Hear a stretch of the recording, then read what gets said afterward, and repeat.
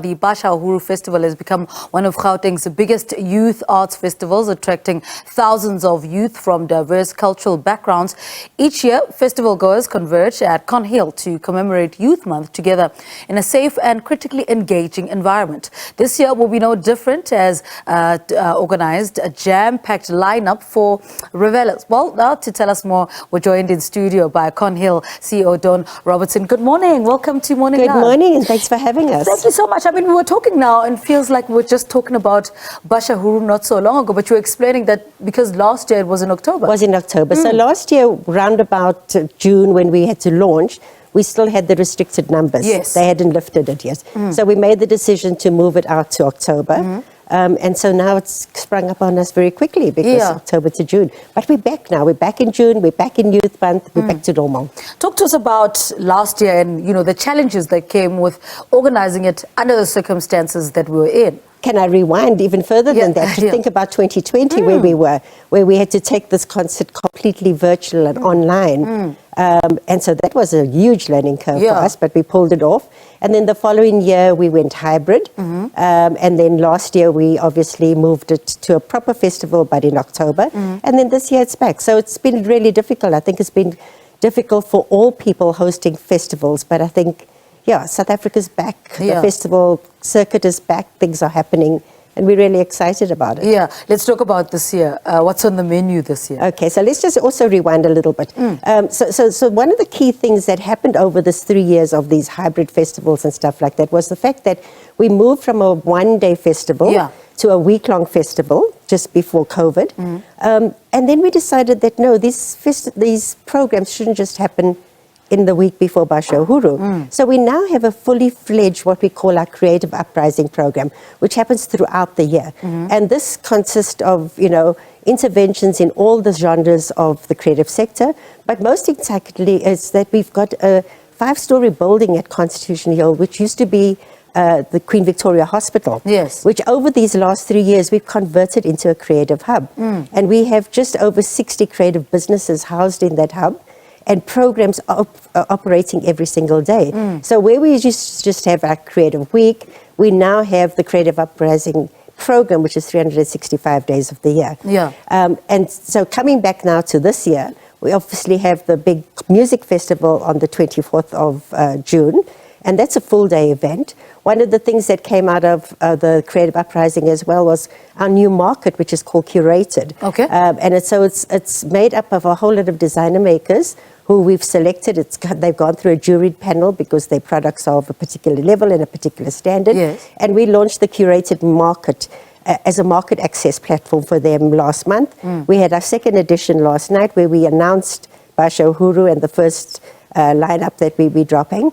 And so that curated market will be part of Basha Uhuru on Saturday the 24th. So it'll start on the Friday night, it'll run through with a music program as well, run through the whole of Saturday, and the music festival happens Saturday. And then Wednesday, Thursday, Friday, preceding the festival is the Creative Week program. And there we'll have, with our partner organizations, people like Animation SA, the South African Creative Industries Incubator, Concerts SA, we'll be running programs to support creatives. And these programs are co-designed by creatives. So we don't just say, well, this is what we're going to do. We kind of engage with the creatives. What are the challenges you have and what would you like us to do? So, for example, the makers have got specific issues. How do you create your brand? How do you sell your brand?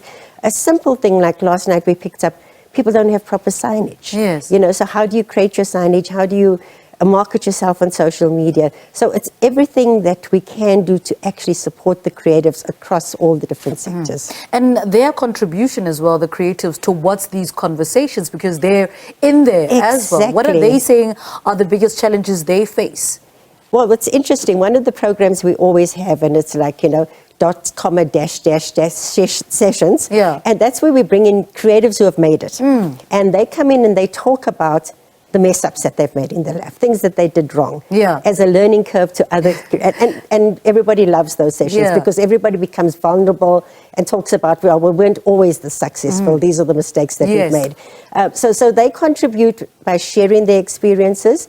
A lot of the work that we do just revolves around networking sessions, actually kind of being marriage brokers. So-and-so meets so-and-so, you're a fashion designer, you're doing this. I think there's an opportunity for you to collaborate. So we do a lot of that kind of work, which people don't realize is so important in the creative economy. And we're picking this up as well in the hub, where we've got these 60 companies. Yes, You'll yes. see things on the WhatsApp group.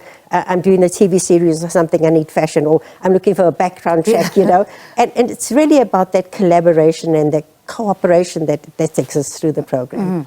Okay, so let's give the dates again, and where do people get tickets for this year's Basha Uhuru? Tickets are on web tickets. The early bird tickets are out now. Okay. The one person I can announce from our lineup is Questa. Okay. We're dropping the rest of the big names later on in the week. But we also have over 18 artists that we have on the list that we're going to be dropping. Yeah. So there's lots of great artists over there. Tickets on web tickets. Early bird tickets are out now. And you can also buy separate tickets for the Creative Week. So you don't have to buy one ticket. Yes. You can choose, I'm really interested in 4IR and the sessions around 4IR or music, and just buy the ticket for that particular day. And this particular space where Basha Uhuru is hosted, it works nicely because, it's such a creative space. Tell us about the importance of and the significance of hosting Basha Uhuru in Youth Month at Con Hill. People don't realize, they think about Constitution Hill only in terms of the social justice work that we do. But Con Hill is based on two pillars, art and justice. Yeah. And for a long time, the art took a back seat, but the art has really kind of grown in the last few years. And a lot of the stuff we do around the hill, so for example, we've got the Flame Music Recording Studio at Constitution Hill. We've got the studio spaces that we've got there. We've got a new space that is designed by young interior designers called the Speak Truth to Power Lounge. So that's where we have very difficult conversations, We bring people into kind of in a safe space, have these conversations. But more and more we integrate the arts into everything that we do.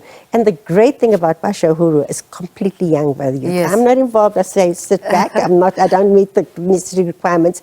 But from the people that we employ as consultants on the program to the team from internally that run it, they are all young people that do an amazing job. All right, Dawn, thank you so much. Always good to have you on the program. Dawn Robertson speaking to us about this year's Basha Uhuru. It's coming up in June. And she is the CEO of Constitution Hill, speaking to us about this year's Basha Uhuru coming up later on this month.